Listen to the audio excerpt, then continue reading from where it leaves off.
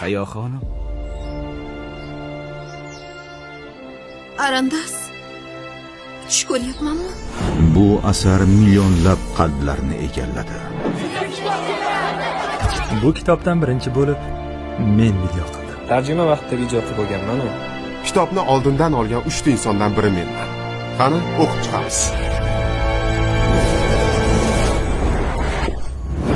Hayotda malinali muzqaymoqdan ham shirin narsalar bor. Eng yomon vaziyatlarda ham har narsaning yaxshi tarafini ko'rarkansan. Izlaganini kitoblardan topdi. Erkaklar bir odamni yaxshi ko'rsa ham aytavermas ekan. Insonni osmonlarga olib chiqadigan ham, eng tubsiz jar yoqasiga olib keladigan ham o'sha. Otam qani? Hech qayerda yo'q-ku. Men unga turmushga chiqmoqchiman. Keskin burilishlar. Qachongacha o'zingni beozor qilib ko'rsatasan? Niyatingni bilaman. Nima ekan? U sen o'ylagan sodda ayollardan emas. Ketishing kerak o'g'lim. O'zing tanlaysan deyotgandingiz-ku hozir.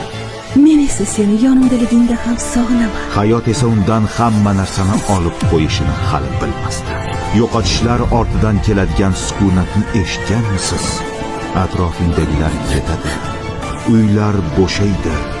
Xotiralar esa qoladi. Hech narsa abadiy emas. Bo'la qol. Seni hamma kutyapti. Hozir Arandas. Kechki qonuniga.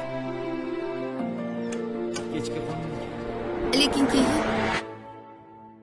keyin ikkinchi yarmimni ruhimning egzagi bo'lgan hayolimga keltirganda qalbim yorishib, ko'nglim taskin topadigan aziz umr yo'ldoshimni Arandasni uchratdim. Men sizlarni hammangizni yaxshi ko'raman.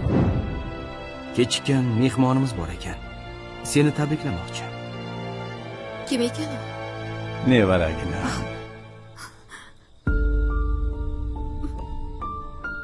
Usoma Muslim.